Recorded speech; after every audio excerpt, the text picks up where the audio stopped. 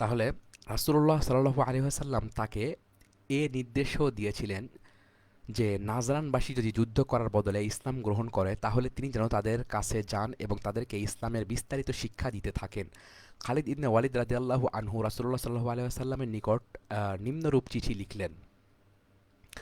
বিসমিল্লাহির রহমানির রহিম। খালিদ ইবনে ওয়ালিদের তরফ থেকে আল্লাহর প্রেরিত নবী মুহাম্মদ সাল্লাল্লাহু আলাইহি ওয়াসাল্লামের নিকট, ইয়া রাসূলুল্লাহ, আপনার উপর শান্তি, আল্লাহর রহমত ও বরকত নাজিল হোক। আপনার কাছে আমি আল্লাহর প্রশংসা ব্যক্ত করছি, তিনি ছাড়া আর কোনো মাবুদ নেই। ইয়া রাসূলুল্লাহ, আল্লাহর করুণা ও শান্তি বর্ষিত হোক আপনার উপর। আপনি আমাকে বনু হারিসার কাছে এই নির্দেশ দিয়ে পাঠিয়েছেন যে আমি যেন 3 দিন পর্যন্ত যুদ্ধ না করে তাদেরকে ইসলামের দাওয়াত দেই। তারা যদি ইসলাম গ্রহণ করে তাহলে যেন তা মেনে নেই। তাদের সাথে অবস্থান করি এবং ইসলামের বিস্তৃত বিধান, আল্লাহর কিতাব ও রাসূলের সুন্নাহ শিক্ষা দেই। আর যদি তারা ইসলাম গ্রহণ না করে তাহলে আমি যেন তাদের সাথে যুদ্ধ করি। আমি তাদের কাছে এসেই 3 দিন ধরে ইসলামের দিকে দাওয়াত দিয়েছি আল্লাহ রাসূল সাল্লাল্লাহু আলাইহি ওয়াসাল্লামের নির্দেশ অনুসারে। আমি এখানকার জনগণের কাছে আমার সঙ্গীদেরকে পাঠিয়েছি, তারা এই বলে দাওয়াত দিয়েছে, হে বনু হারিস, ইসলাম গ্রহণ করো, তাহলে তোমরা নিরাপদে থাকবে। ফলে বনু হারিস যুদ্ধ করেনি এবং ইসলাম গ্রহণ করেছে। আমি তাদের মধ্যেই অবস্থান করছি এবং আল্লাহ যে নির্দেশ দিয়েছেন সেই মোতাবেক তাদের আদেশ দিচ্ছি। আল্লাহ যা নিষেধ করেছেন তা থেকে তাদের বিরত রাখছি। আর তাদেরকে ইসলামের বিস্তৃত বিধান এবং রাসূলুল্লাহ সাল্লাল্লাহু আলাইহি ওয়াসাল্লামের বিধান শিক্ষা দিচ্ছি এবং এই কাজ এই চিঠি লেখার সময় পর্যন্ত অব্যাহত রয়েছে। ইয়া রাসূলুল্লাহ আসসালামু আলাইকা ওয়া রাহমাতুল্লাহি ওয়া বারাকাতুহু। প্রত্যুত্তরে রাসূলুল্লাহ সাল্লাল্লাহু আলাইহি ওয়াসাল্লাম খালিদের কাছে নিম্নরূপ চিঠি লিখলেন। বিসমিল্লাহির রহমানির রহিম। আল্লাহর প্রেরিত নবী মুহাম্মাদের পক্ষ থেকে খালিদ ইবনে ওয়ালিদের নিকট, তোমার উপর শান্তি বর্ষিত হোক। আমি তোমার কাছে সেই আল্লাহর প্রশংসা ব্যক্ত করছি যিনি ছাড়া কোনো মাবুদ নেই। দূত মারফত তোমার চিঠি পেয়ে জানতে পারলাম যে যুদ্ধ না করে বনু হারিস ইসলাম গ্রহণ করেছে এবং তোমার দাওয়াতে সাড়া দিয়ে সাক্ষ্য দিয়েছে যে আল্লাহ ছাড়া কোনো মাবুদ নেই। মুহাম্মদ সাল্লাল্লাহু আলাইহি ওয়াসাল্লাম আল্লাহর বান্দা ও রাসূল। তুমি জানিয়েছো যে আল্লাহ তাদেরকে তার হেদায়েতের বাণী দ্বারা হেদায়েত করেছেন। অতএব তুমি তাদেরকে সুসংবাদ দাও এবং সেই সাথে সাবধান করে দাও। এবার তুমি চলে এসো এবং বনু হারিসের একটি প্রতিনিধি দলকে আমার কাছে আসতে বলে দাও। আসসালামু আলাইকুম ওয়া রাহমাতুল্লাহি ওয়া বারাকাতুহু। রাসূলুল্লাহ সাল্লাল্লাহু আলাইহি ওয়াসাল্লাম চিঠি পেয়ে খালিদ মদিনায় রাসূলুল্লাহ সাল্লাল্লাহু আলাইহি ওয়াসাল্লামের কাছে ফিরে এলেন। সাথে তার সাথে বনু হারিসের একটি প্রতিনিধি দলও এলো। এই প্রতিনিধি দলের উল্লেখযোগ্য সদস্য ছিলেন কায়েস ইবনুল হুসাইন, ইয়াজিদ ইবনে আব্দুল মাদান, ইয়াজিদ ইবনে মুহাজ্জাল, আবদুল্লাহ ইবনে কুরাদ জিয়াদি, সাদ্দাদ ইবনে আবদুল্লাহ কানানি ও আমর ইবনে আবদুল্লাহ দুইবাবি। তারা রাসূলুল্লাহ সাল্লাল্লাহু আলাইহি ওয়াসাল্লামের নিকট এলে তাদের দেখে রাসূলুল্লাহ সাল্লাল্লাহু আলাইহি ওয়াসাল্লাম বললেন, ভারতীয়দের মতো দেখতে এরা কারা? সাহাবাগণ বলেন, ইয়া রাসূলুল্লাহ, এরা বনু হারিসের লোক। তারা রাসূলুল্লাহ সাল্লাল্লাহু আলাইহি ওয়াসাল্লামের সামনে এসে তাকে সালাম দিলেন। তারা বললেন, আমরা সাক্ষ্য দিচ্ছি যে আপনি আল্লাহর রসুল এবং আল্লাহ ছাড়া আর কোনো ইলাহ নেই। রাসূলুল্লাহ সাল্লাল্লাহু আলাইহি ওয়াসাল্লাম বললেন, আমিও সাক্ষ্য দিচ্ছি যে আল্লাহ ছাড়া কোনো ইলাহ নেই এবং আমি আল্লাহর রসুল। তিনি আবার বললেন, আচ্ছা, তোমরাই সেই জাতি না যাদেরকে পেছনে হটিয়ে দিলে তা আরও এগিয়ে আসে? প্রতিনিধি দল কোনো জবাব না দিয়ে চুপ করে রইলেন। রাসূলুল্লাহ সাল্লাল্লাহু আলাইহি ওয়াসাল্লাম দ্বিতীয়বার একই প্রশ্নের পুনরাবৃত্তি করলেন। এবারও তারা কোনো উত্তর দিলেন না। তৃতীয়বারও তিনি একই প্রশ্ন করলে তারা নিরুত্তর রইলেন। চতুর্থবার তিনি এক প্রশ্নটা পুনরাবৃত্তি করলে ইয়াজিদ ইবনে আব্দুল মাদান বলেন, জি হ্যাঁ ইয়া রাসূলুল্লাহ, আমরা সেই জাতি যাদেরকে হটিয়ে দিলে আরও এগিয়ে আসে। তিনি 4বার কথাটার পুনরাবৃত্তি করলেন। রাসূলুল্লাহ সাল্লাল্লাহু আলাইহি ওয়াসাল্লাম বললেন, খালিদ যদি একথা না জানাতো যে তোমরা বিনা যুদ্ধে ইসলাম গ্রহণ করেছ তাহলে আমি তোমাদের মস্তক ছেদন করে তোমাদের পায়ের তলায় লুটিয়ে দিতাম।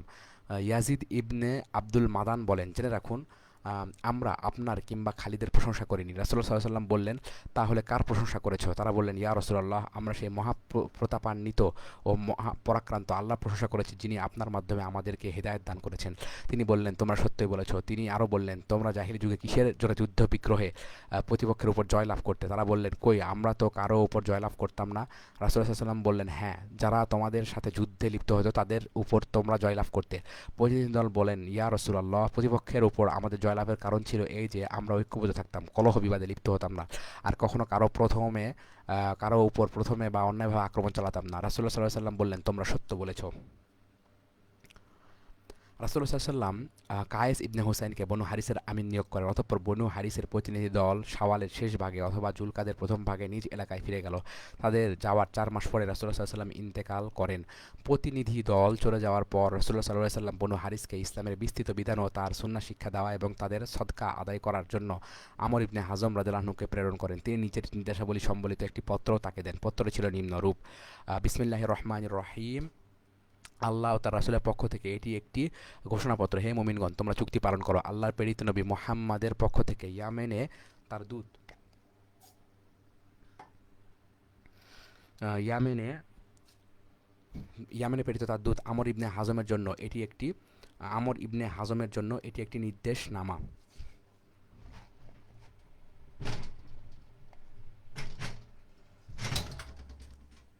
আচ্ছা, আমর ইবনে হাজমের জন্য এটি একটি নির্দেশনামা। আমরকে তিনি সর্বত্র সর্বাবস্থায় আল্লাহকে ভয় করে চলার নির্দেশ দিয়েছেন। মনে রাখতে হবে যে আল্লাহ তাদের সঙ্গে থাকেন যারা তাকে ভয় করে চলে, এবং যারা ভালো কাজ করে। তাকে নির্দেশ দেওয়া গেল যে সে যেন সব সময়, হ্যাঁ, সে যেন সবসময় ন্যায্য ও সত্য পথে অনুসরণ, সে যেন সবসময় ন্যায় ও সত্যের পথে অনুসরণ করে, যেভাবে আল্লাহ তাকে আদেশ করেছেন। সে যেন মানুষের কল্যাণের পথে চলার প্রেরণা দান করে এবং আদেশ জারি করে, তাদের মধ্যে কোরআনের শিক্ষা বিস্তার করে, কোরআন সম্পর্কে মানুষকে সূক্ষ্ম জ্ঞান বিতরণ করে, এবং কেউ যাতে নাপাক অবস্থায় কোরআন স্পর্শ না করে সে ব্যাপারে যেন সাবধান করে দেয়। কিসে মানুষের ভালো হবে এবং কিসে মন্দ হবে তা যেন জানিয়ে দেয়। হক ও ন্যায়ের উপর যারা চলে তাদের সাথে নমনীয় আচরণ করে, আর যারা জুলুম করে তাদের বিরুদ্ধে যেন কঠোর হয়, কেননা আল্লাহ জুলুমকে ঘৃণা করেন এবং তা থেকে বিরত থাকার আদেশ দিয়েছেন। তিনি বলেছেন, সাবধান, জালিমদের উপর আল্লাহর লানত। সে যেন মানুষকে জান্নাতের এবং তার উপযোগী কাজ করার জন্য উৎসাহিত করে, আর জাহান্নাম ও তার উপযোগী কাজ থেকে হুঁশিয়ারি করে দেয়। মানুষকে ইসলামের সূক্ষ্ম বিস্তৃত জ্ঞান দানের জন্য সে যেন তার প্রিয় হবার চেষ্টা করে। তাদেরকে বড় হজ ও ছোট হজ, তা উমরার নিয়মকানুন, সুন্নাত, ফরজ ও আল্লাহর নির্দেশাবলী শিক্ষা দেয়। সে যেন মানুষকে মাত্র একখানা কাপড় পরে নামাজ পড়তে নিষেধ করে। অবশ্য সেই কাপড়খানা যদি এত বড় হয় যে তার এক প্রান্ত পরে অপর প্রান্ত ঘাড়ের উপর ঘুরিয়ে দেওয়া যায়, তাহলে সেটা আলাদা কথা। একটি মাত্র কাপড় পরে ঠ্যাং উঁচিয়ে এমনভাবে বসতে সে যেন মানুষকে নিষেধ করে যাতে তার লজ্জাস্থান নগ্ন হয়ে যায়। সে যেন পুরুষদের চুল বেণী করে পিঠের উপর ঝুলিয়ে দিতে নিষেধ করে। উত্তেজনার সময় জনসাধারণকে গোত্র ও আত্মীয় গোষ্ঠীর দোহাই দিয়ে ডাকতে যেন নিষেধ করে এবং শুধু এক অদ্বিতীয় আল্লাহ তাআলার নামে ডাকতে আদেশ দেয়। যারা আল্লাহর দিকে না ডেকে গোত্র গোষ্ঠী বিশেষের দিকে ডাকে তাদেরকে যেন তরবারি দিয়ে উৎখাত করা হয়, এবং এক অদ্বিতীয় আল্লাহর দিকে ডাকা না পর্যন্ত তাদেরকে উৎখাত করা অব্যাহত থাকে।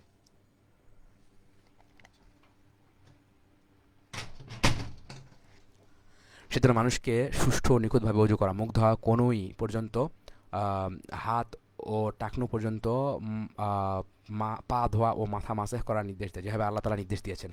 সময় মতো নামাজ আদায় করা, রুকু সেজদা যথা নিয়মে করা, একাগ্রতা ও বিনয়ের সাথে নামাজ সম্পন্ন করা, সুবে সাদিকের প্রথম দিকে ফজর, সূর্য ঢলে পড়ার অব্যবহিত পর জোহর, সূর্য অস্তাচলে যাওয়ার পূর্বে আসর, সূর্য অস্ত যাওয়ার থেকে নক্ষত্রমণ্ডলী দেখা যাওয়ার আগে মাগরিব, এবং রাতের প্রথমাংশে ঈশার নামাজ সম্পন্ন করার নির্দেশ দিতে হবে।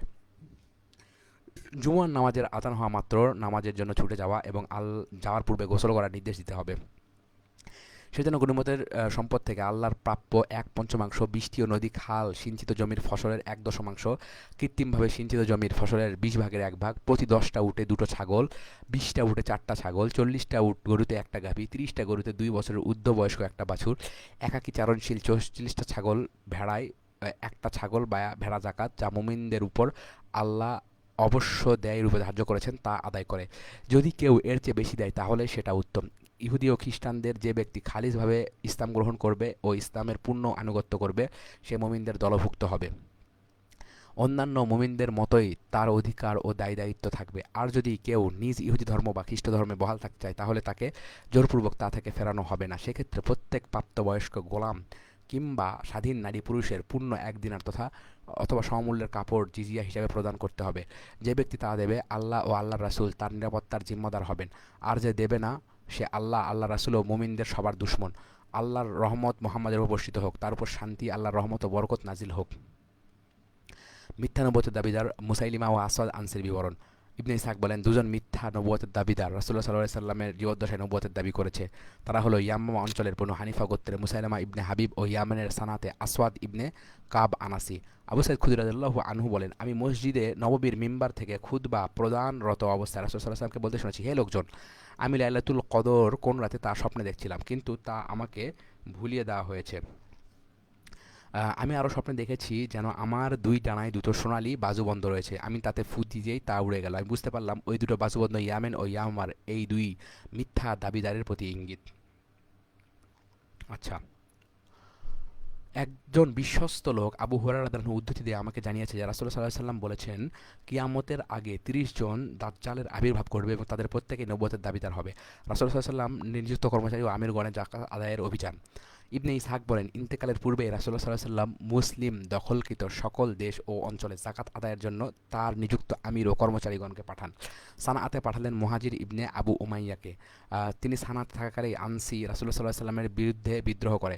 বনু বিয়াজা আনসারী গোত্রের জিয়াদ ইবনে লাবিদকে হাদরামাউতে, আদি ইবনে হাতিমকে রাদিয়াল্লাহু আনহু বনু তাই ও বনু আসাদ গোত্রে, মালিক ইবনে নুয়াইরাকে রাদিয়াল্লাহু আনহু মালিক ইবনে নুয়াইরা রাদিয়াল্লাহু আনহুকে বনু হানজালা গোত্রে, জারকাবার ইবনে বদরকে বনু সাদ গোত্রে একাংশে, কায়েস ইবনে আসিম গোত্রে একই গোত্রের অপরাংশে, আলা ইবনে হাদরামিকে বাহরাইনে যাকাত আদায় করতে পাঠালেন। আর আলী ইবনে আবু তালেব রাদিয়াল্লাহু আনহুকে পাঠালেন নাজরানের মুসলমানদের নিকট থেকে যাকাত ও খ্রিস্টানদের নিকট থেকে জিজিয়া আদায় করতে। আচ্ছা, রাসূলুল্লাহ সাল্লাল্লাহু আলাইহি ওয়াসাল্লামের নিকট মুসাইলামার চিঠি এবং রাসূলুল্লাহ সাল্লাল্লাহু আলাইহি ওয়াসাল্লামের পক্ষ থেকে তার জবাব। আল্লাহ রাসূল মুসাইলামার পক্ষ থেকে,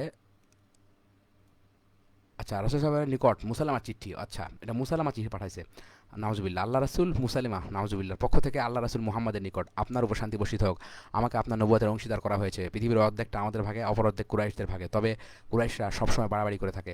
এই চিঠি নিয়ে দুজন দূত রাসূলুল্লাহ সাল্লাল্লাহু আলাইহি ওয়াসাল্লামের কাছে এলো। ইবনে ইসহাক বলেন, বনু আশজা গোত্রের জনৈক প্রবীণ ব্যক্তি আমাকে সালমা ইবনে নাইমের উদ্ধৃতিতে জানিয়েছেন। নাইম বলেছেন, দূতদ্বয়ের কাছে থেকে চিঠি নিয়ে পড়ে রাসূল সাল্লাল্লাহু আলাইহি ওয়াসাল্লাম তাদেরকে বললেন, তোমাদের দুজনের বক্তব্য কি? তারা বলল, মুসাইলামা যা বলে আমরাও তাই বলি। রাসূল সাল্লাম বললেন, আল্লাহর কসম, দূতদের হত্যা করা যদি নীতির বিরুদ্ধে না হতো তাহলে আমি তোমাদের শিরচ্ছেদ করতাম। অতঃপর তিনি মুসাইলামাকে লিখলেন, বিসমিল্লাহির রহমানির রহিম, আল্লাহ রাসূল মুহাম্মদের পক্ষ থেকে মিথ্যা দাবিদার মুসাইলিমার প্রতি জেনে রেখো আল্লাহর তরফ থেকে আগত হিদায়াতের অনুসারী তার উপর সালাম। জেনে রেখো পৃথিবী সম্পূর্ণ আল্লাহর, তিনি তার বান্দার মধ্যে যাকে ইচ্ছা করেন পৃথিবীর কর্তৃত্ব দান করেন। আর আখিরাতের সাফল্য খোরাবিদের জন্য এই পত্র বিনিময় অনুষ্ঠিত হয় 10ম হিজরিতে। অতঃপর জুল কাদাহ মাস শুরু হলে রাসূলুল্লাহ সাল্লাল্লাহু আলাইহি সাল্লাম হজের জন্য প্রস্তুত হলেন এবং মুসলমানদেরকে প্রস্তুত হতে নির্দেশ দিলেন। জুলকাদা মাসের 5 দিন অবশিষ্ট থাকতে তিনি হজ উপলক্ষে রওনা হলেন। হজের প্রাক্কালে তিনি জনগণকে হজের নিয়মকানুন শিক্ষা দিলেন। তারপর তিনি সমবেত জনতার উদ্দেশ্যে ভাষণ দিলেন। আল্লাহ প্রশংসার পর তিনি বললেন, হে জনগণ, আমার কথা শোনো। আমি সম্ভবত এই স্থানে এবছরের পর আর কখনো তোমাদের সাথে মিলিত হতে পারবো না। হে জনতা, আজকের দিনে ও এই মাসে যেমন অন্যের জানমালের ক্ষতি সাধন তোমাদের উপর হারাম, তেমনি কিয়ামত পর্যন্ত তা হারাম হয়ে গেল। তোমরা শীঘ্রই আল্লাহর কাছে হাজির হবে এবং নিজেদের ও কৃত কর্মের জন্য তোমাদের জবাবদিহি করতে হবে। তোমাদের কাছে আল্লাহর বাণী পৌঁছে দেওয়ার দায়িত্ব আমি পালন করেছি। কারো কাছে যার কাছে কারো কোচ্ছ জিনিস রয়েছে সে যেন মালিকের কাছে তা ফেরত দেয়। সকল সুদ রহিত করা হলো। সব রকমের ঋণ, খুন ও জখমের প্রতিশোধ রহিত করা হয়। তোমরা শুধু মূলধন পাবে। তোমরা কারো উপর জুলুম করবে না, জুলুমের শিকারও হবে না। আল্লাহর চূড়ান্ত ফয়সালা যে কোনো সুদ চলবে না। আব্বাস ইবনে আব্দুল মুত্তালিবের সমস্ত সুদ রহিত করা হলো। জাহিলি যুগে সংঘটিত সকল খুন, জখমের শাস্তি বা প্রতিশোধ গ্রহণ রহিত করা হলো। সর্বপ্রথম আমি হারিস ইবনে আব্দুল মুত্তালিবের পৌত্র ইবনে রাবিয়ার হত্যার শাস্তি বা প্রতিশোধ রহিত করছি। ইবনে রাবিয়া বনু লাইস গোত্রের দুগ্ধপোষ্য ছিল। বনু হুজাইল তাকে হত্যা করে। সেই হত্যাকাণ্ড দিয়েই আমি জাহিলি যুগের সকল হত্যাকাণ্ড ক্ষমা করার কাজ শুরু করছি। অতঃপর হে জনতা, তোমাদের এই ভূখণ্ডে শয়তানের আর কোনো পূজা অর্চনা প্রাপ্তির সম্ভাবনা নেই। এ ব্যাপারে সে নিরাশ হয়ে গেছে। তবে তোমাদের ক্ষুদ্র ক্ষুদ্র কাজে যাকে তোমরা তুচ্ছ নগণ্য মনে করে থাকো, শয়তানের আনুগত্য করলে তাতেই সে খুশি হবে। অতএব তোমাদের দিনের ব্যাপারে শয়তান সম্পর্কে সাবধান থেকো। হে জনগণ, নিষিদ্ধ মাসগুলোকে পরবর্তী বছরের জন্য মুলতবি রাখা আরও জঘন্য কুফরি কর্ম। কাফেররা এই প্রথা দ্বারা গুমরাহির পথে পরিচালিত হয়। এর মাধ্যমে তারা রক্তপাতকে 1 বছর বৈধ করে, আরেক বছর অবৈধ করে নেয়। এভাবে তারা আল্লাহর নিষিদ্ধ দিনগুলোকে ফাঁকি দেওয়ার চক্রান্ত করে। এভাবে কার্যত তারা আল্লাহর নিষিদ্ধ কাজকে বৈধ এবং আল্লাহর পক্ষ থেকে বৈধ কাজকে অবৈধ করে নেয়। আকাশ ও পৃথিবী প্রথম সৃষ্টিনগ্ন থেকেই সময় তার নিজস্ব নিয়মে গড়িয়ে চলছে। আল্লাহর কাছে মাস হলো 12টা, তার মধ্যে 4টা হলো নিষিদ্ধ। 3টা মাস এক নাগারে, আর একটা মুদার গোত্রের রজব মাস, যে মাসটা শাবান ও জুমাদি ও সানি মাসের মাঝখানে অবস্থিত। রজব মাসকে মুদার গোত্রের রজব বলার তাৎপর্য এই যে এই মাসটাকে মুদার গোত্রই গুরুত্ব দিত। আরবের কোনো গোত্র এই মাস নিষিদ্ধ মাস হিসেবে আমল দিত না। তোমাদের নারীদের প্রতি তোমাদের কিছু কর্তব্য ও অধিকার রয়েছে। নারীরা তোমাদের বিছানায় অন্য কাউকে শোয়াবে না এবং নিষিদ্ধ ঘোষিত অশ্লীল কর্মকাণ্ডে লিপ্ত হবে না। এটা তোমাদের কর্তব্য, কেননা এটা তোমাদের ঘৃণার উদ্রেক করে থাকে। আর যদি তা করেই বসে তবে তাদের থেকে আলাদা বিছানায় শোয়া এবং মৃদু প্রহার করার অধিকার আল্লাহ তোমাদেরকে দিয়েছেন। তবে যদি পরিশুদ্ধ হয় তাহলে তাদের স্বাভাবিকভাবে খাদ্য ও পোশাক পরিচ্ছদ দেওয়া তোমাদের কর্তব্য। নারীদের প্রতি শুভকামী থাকো, কেননা তারা তোমাদের প্রতি অক্ষম বন্দীস্বরূপ। আল্লাহর আমানত হিসাবে তাদেরকে গ্রহণ করেছো। আল্লাহর বিধান অনুসারেই তোমরা তাদেরকে বৈধ করে নিয়েছো। ঠিক আছে, তাহলে আল্লাহর আমানত। হে মানব সকল, তোমরা আমার কথা হৃদয়ঙ্গম করো। আল্লাহর বাণী মানুষের কাছে পৌঁছে দেওয়ার কাজ আমি সম্পন্ন করেছি। আর তোমাদের কাছে এমন জিনিস রেখে যাচ্ছি যা দৃঢ়ভাবে ধারণ করলে কি হবে, যা দৃঢ়ভাবে ধারণ করলে তোমরা কখনো বিপদগামী হবে না। প্রকাশ্য সুস্পষ্ট জিনিস আল্লাহর কিতাব ও তার রাসূলের সুন্নাহ। হে জনগণ, আমার কথা শোনো ও হৃদয়ঙ্গম করো। জেনে রাখো, প্রত্যেক মুসলমান অপর মুসলমানের ভাই, মুসলমানরা ভাই ভাই। কাজে নিজের ভাইয়ের কোনো জিনিস তার খুশি মনে দান করা ছাড়া নেওয়া অবৈধ। তোমরা লোকদের উপর জুলুম করো না। হে আল্লাহ, আমি কি তোমার দিন মানুষের কাছে পৌঁছে দিয়েছি? লোকেরা বলল, হে আল্লাহ, নিশ্চয়ই। রাসূল সাল্লাল্লাহু আলাইহি ওয়াসাল্লাম আমাদের দিন পৌঁছে দিয়েছেন। তিনি বললেন, হে আল্লাহ, তুমি সাক্ষী থাকো। ওসামা ইবনে জাইদকে ফিলিস্তিনে প্রেরণ। ইবনে ইসহাক বলেন, উপরোক্ত ভাষণ দেওয়ার পর রাসূল সাল্লাল্লাহু আলাইহি ওয়াসাল্লাম সদল বলে মদিনায় ফিরে গেলেন এবং জিলহজের অবশিষ্ট দিনগুলো মুহররম, সফর মাস সেখানে কাটালেন। তারপর তারা আজাদকৃত গোলাম জাইদের পুত্র ওসামার নেতৃত্বে শামে সিরিয়ার একটি বাহিনী পাঠালেন এবং তাকে ফিলিস্তিনের বালদা ও দারুম অঞ্চল অধিকার করার নির্দেশ দিলেন। লোকেরা সফরের প্রস্তুতি নিল। প্রথম হিজরতকারী সকল মুহাজির তার সাথে যাত্রা করলেন। রাজা বাদশাদের কাছে রাসূল সাল্লাল্লাহু আলাইহি ওয়াসাল্লামের দূত প্রেরণ। ইবনে হিশাম বলেন, ইতিপূর্বে রাসূল সাল্লাল্লাহু আলাইহি ওয়াসাল্লাম কতিপয় সাহাবীকে দেশের বিভিন্ন দেশের রাজা বাদশাদের কাছে দূত হিসেবে প্রেরণ করেন।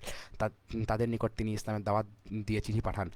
ইবনে হিশাম বলেন, আবু বকর হুজালি গোত্রের একজন বিশ্বস্ত লোক আমাকে জানিয়েছে যে হুদাইবিয়ার দিন ওমরা করতে বাধাগ্রস্ত হওয়ার পর রাসূল সাল্লাল্লাহু আলাইহি ওয়াসাল্লামের একদিন তার সাহাবীদের নিকটে উপস্থিত হয়ে বললেন, হে জনতা আল্লাহ হে জনতা, আল্লাহ আমাকে সকল মানুষ, হ্যাঁ, আচ্ছা, আল্লাহ আমাকে সকল মানুষের নিকট রহমত হিসাবে পাঠিয়েছেন। আচ্ছা, আমরা একটা রেজিস্ট্রেশন করছি এই সময়, একটু পরে আমরা আবার চালু করবো ইনশাল্লাহ।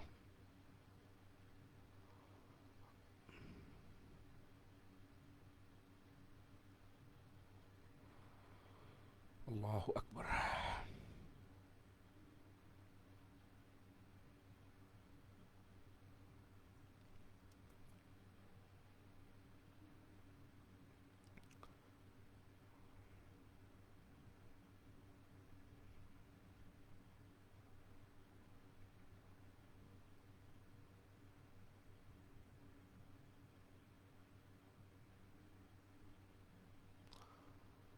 আচ্ছা, আমরা শুরু করতে পারবো এখন ইনশাল্লাহ।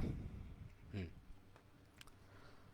তো যে হে জনতা, আল্লাহ আমাকে সকল মানুষের নিকট রহমত হিসেবে পাঠিয়েছেন। কাজেই ঈসা আলাইহিসসালামের সহচরগণ যেমন তার বিরুদ্ধাচরণ করেছিল, তোমরা সেভাবে আমার বিরুদ্ধাচরণ করো না। সাহাবাগণ বলেন, ইয়া আল্লাহর রাসূল, ঈসা আলাইহিসসালাম এর সহচর কিভাবে তার বিরুদ্ধাচরণ করেছিল?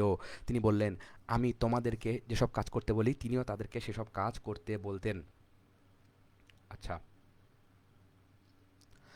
আহ, সেও কাজ করতে বলতেন, কিন্তু তিনি যখন কাউকে নিকটবর্তী কোথাও পাঠাতে যেতেন তখন সে মুখ ভার ও গড়িমসি করত। ঈসা আলাইহিস সালাম আল্লাহর নিকট এই বিষয়ে অভিযোগ দায়ের করলেন। ফলে গড়িমসিকারীদের প্রত্যেকের এমন পরিণত হলো যে যাকে যে জাতির কাছে পাঠানো হলো সে সেই জাতির ভাষাভাষী হয়ে গেল। অতঃপর রাসূলুল্লাহ সাল্লাল্লাহু আলাইহি ওয়াসাল্লাম তার সাহাবীদের মধ্য থেকে কিছু লোককে দূত বানিয়ে বিভিন্ন দেশের রাজা বাদশার নিকট ইসলামের দাওয়াত সম্বলিত চিঠি পাঠালেন।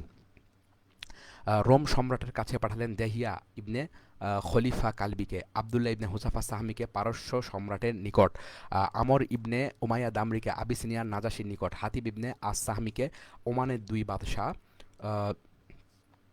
জাইফার ও ইয়াজের নিকট, সালিদ ইবনে আমরকে ইয়ামামার দুই বাদশাহ সুমামা ইবনে আসল ও হাউজা ইবনে আলীর নিকট, আলা ইবনে হাদরামিকে বাহরাইনের বাদশাহ আচ্ছা, বাহরাইনের বাদশাহ মুনজির ইবনে সাউইর নিকট এবং সুজা ইবনে ওয়াহাব আসাদিকে সিরীয় সীমান্তের রাজ্যের রাজা হারিস ইবনে আবু শামর গাসসানির নিকট। ইবনে হিশাম বলেন, আমার জানা মতে সালিদকে সুমামা, হাউজা ও মুনজিরের নিকট প্রেরণ করা হয়েছিল। ইবনে ইসহাক বলেন, ইয়াজিদ ইবনে আবু হাবিব মিসরি আমাকে জানিয়েছেন যে তিনি একটি বইতে রাসূলুল্লাহ সাল্লাল্লাহু আলাইহি ওয়াসাল্লাম কর্তৃক আরব ও আজমের বাদশাদের নিকট এবং বিভিন্ন দেশে প্রেরিত দূতদের নাম দেখেছেন। তিনি সাহাবীদেরকে প্রেরণের সময় কী কী উপদেশ দিতেন তারও উল্লেখ ওই বইতে রয়েছে। ইয়াজিদ ওই বইখানা প্রখ্যাত পণ্ডিত মোহাম্মদ ইবনে শিহাব জুহুরির নিকট পাঠান। জুহুরি বইখানাকে নির্ভরযোগ্য বলে স্বীকৃতিও দেন। ওই বইতে বলা হয়েছে, রাসূলুল্লাহ সাল্লাল্লাহু আলাইহি ওয়াসাল্লাম তার সাহাবীদের নিকট এসে বললেন, আল্লাহ আমাকে সমগ্র বিশ্ববাসীর জন্য রহমত রূপে পাঠিয়েছেন। অতএব তোমরা আমার তরফ থেকে দাওয়াত পৌঁছে দাও। আল্লাহ তোমাদের উপর রহমত বর্ষণ করবে। ঈসা আলাইহিস সালাম সহচরদের মতো তোমরা আমার বিরুদ্ধাচরণ করো না। সাহাবীগণ বললেন, ইয়া রাসূলুল্লাহ, তারা কিভাবে বিরুদ্ধাচরণ করলো? তো তিনি বললেন, আমি যেরূপ তোমাদেরকে দাওয়াত পৌঁছে দিচ্ছি তিনি তাদের সেরূপ বিভিন্ন জায়গায় দাওয়াত পৌঁছানোর দায়িত্ব দিতেন। আমি যেরূপ তোমাদের দায়িত্ব দিছি সেরূপ দায়িত্ব তিনি দিতেন। তিনি যে ব্যক্তিকে তিনি নিকটবর্তী জায়গায় পাঠাতেন সে খুশি হতো, অপছন্দ করত। আর যাকে দূরে পাঠাতে চাইতেন সে অসন্তুষ্ট হতো ও অস্বীকার করত। ঈসা আলাইহিস সালাম এ বিষয়ে আল্লাহর নিকট ফরিয়াদ করলেন। ফলে তাদের যাকে দেশে পাঠানো হতো সে সেই দেশের ভাষাভাষী হয়ে যেত। ইবনে ইসহাক বলেন, ঈসা আলাইসাল্লাম তার যেসব সহচরকে দুনিয়ার বিভিন্ন দেশে প্রেরণ করেন এবং তার যেসব অনুগামী পরবর্তীকালে প্রেরিত হন তাদের মধ্যে উল্লেখযোগ্য হলেন সহচর পিটার্স ও তার অনুগামী পলস। পলস হাওয়ারি বা ঈসার সহচর ছিলেন না। এদেরকে পাঠানো হয় রোমানদের কাছে। আন্দ্রায়েস ও মান্তাকে এমন এক এলাকায় পাঠান এদেরকে পাঠানো হয় রোমানদের কাছে। আন্দ্রাইস ও মান্তানে এমন এক এলাকা পাঠান যেখানকার অধিবাসীরা মানুষ খেত। টমাসকে পাঠান প্রাচ্যের ব্যাবিলনে। ফিলিপসকে পাঠান আফ্রিকার কার্তাজান্না বা আফ্রিকায়। ইয়াহান্নাকে পাঠান আসহাবুল কাহাফের জনপদ আফসুস নগরে। ইয়াকুবকে পাঠান জেরুজালেম তথা বাইতুল মাকদাসের জনপদ ইলিয়াতে। ইবনে সালামাকে পাঠান আরবের হিজাজে।